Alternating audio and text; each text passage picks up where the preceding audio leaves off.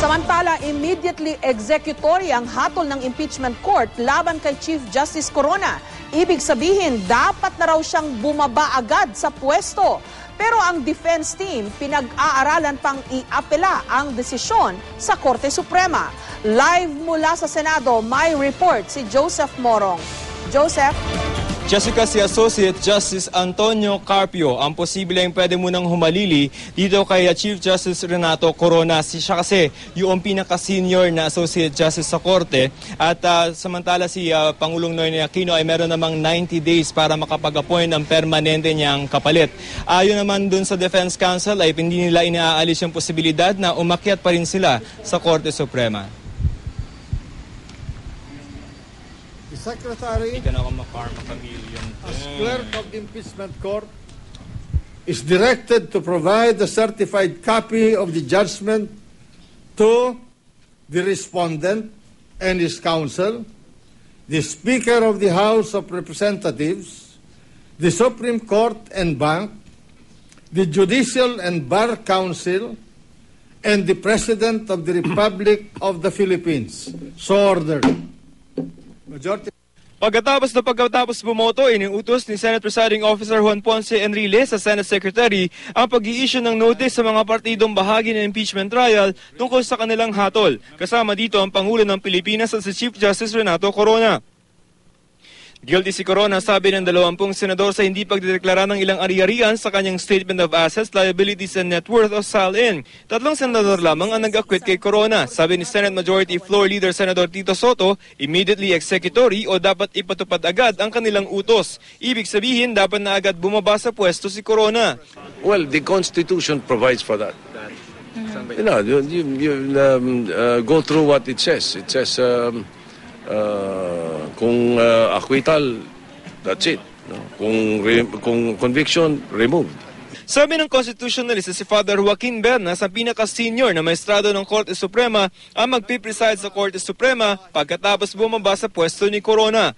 May 90 days si Pangulong Noynoy Aquino para mag-appoint ng kapalit ni Corona. Dadaan ang proseso sa Judicial and Bar Council o JBC na maghahanap ng mga nominado para pamilihan ni Aquino.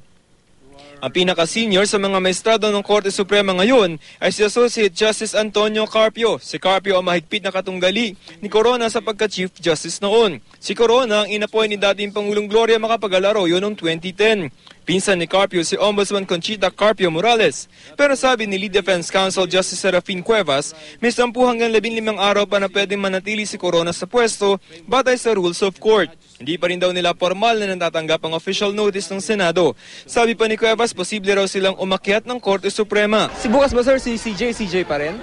Oo, kung hindi pa effective yung judgment, hindi pa nga siya nasa-serve, hindi pa may disposition. Let Justice Corona and his lawyers be finest. So hindi pa kami nasa-serve.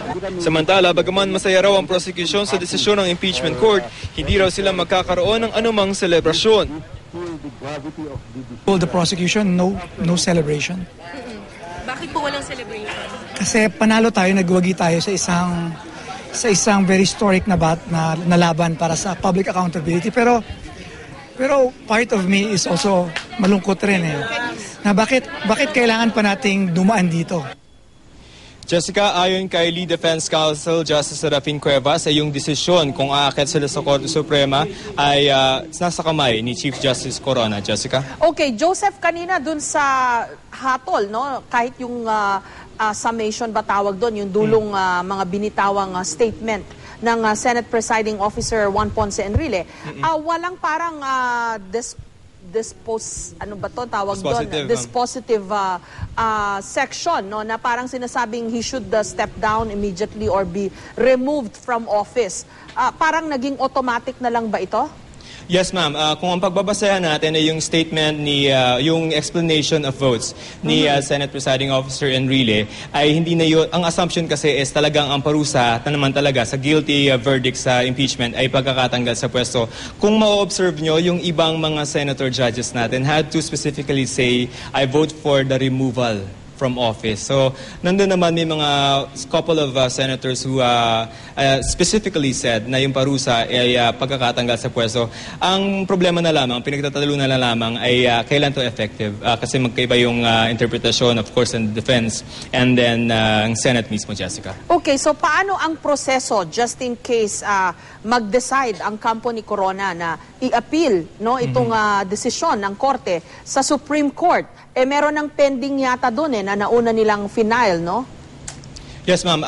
Ang sitwasyon ngayon sa Supreme Court is that meron ng isang nakapending. Ito yung certiorari. This was filed at the start pa lamang noong impeachment trial. Ngayon, mukhang kasi ang magiging grounds na ngayon ay yung mga nangyari sa loob ng Senate Impeachment Court. Yes. Ang sinasabi ni Justice Cuevas ay meron silang mga pangilan-ilan na nakikita ang mga matatawag na grave abuse of discretion. At kung yun ay pagdedesisyonan ni Chief Justice Corona na iakyat sa Korte Suprema ay pwede nilang gawin. So malamang pwede maging dalawa. Kung dalawang magkaparehong halimbawa petitions before the Supreme Court ang meron doon, ay i-consolidate na lang yan. And the Supreme Court has to rule on it. Kaya lang, ang problema ay baka nga iba na yung configuration ng Supreme Court by that time. Kasi parang pwedeng ideklara na lamang ng mga Senate ng Palasyo ngayon na this is vacant and therefore he's out of power. So he will be filing the petition as a private citizen already, Jessica. Okay, earlier on in the trial, meron ng mga naririnig-rinig na possibility na magdeklara ng mistrial itong defense. Ano ang indications that they will do that? Ang sinasauna muna, yung concept of mistrial, ang sinasabi ng mga senators is that's impossible because it is under the context of a jury system. Pwedeng ang gawin ng defense ay yung grave abuse of discretion. Ang ibig sabihin ng grave abuse of discretion is that dito sa loob ng Senate Impeachment Court, may mga bagay na lumabag doon sa mga pangunahing karapatan nitong si Chief Justice Corona. So pwedeng doon nila i-anchor yun. Kung gagawin nila yan, ay hindi pa yan definitely wala pang desisyon yung Defense Counsel, but it is and remains a possibility, Jessica. Okay, inasahan ba itong magiging outcome na magiging overwhelming ang votes to convict the Chief Justice? Even I think in both the defense and then the prosecution panel did not accept. At least yun yung mga sinasabi natin sa atin kanina, no? Kasi parang meron na tayong narinig na bulong na posibleng maging 23 yung magiging botohan. Tinanong natin yung ilang mga taga-prosecution panel, kahit silang sasabi parang asyadong malaki naman yan kung 23. Okay. Tapos yung defense did not expect na ganun magiging ka-overwhelming yung vote ng Senate against their client, Chief Justice Corona. Mukhang ang observation ay yung ibang mga senators cross-party lines and really decided on what was before the Senate Impeachment Court, Jessica. Okay, so wala yung mga inasahan o mga hinulaan na magiging block voting, ika nga. Wala yung mga alliances.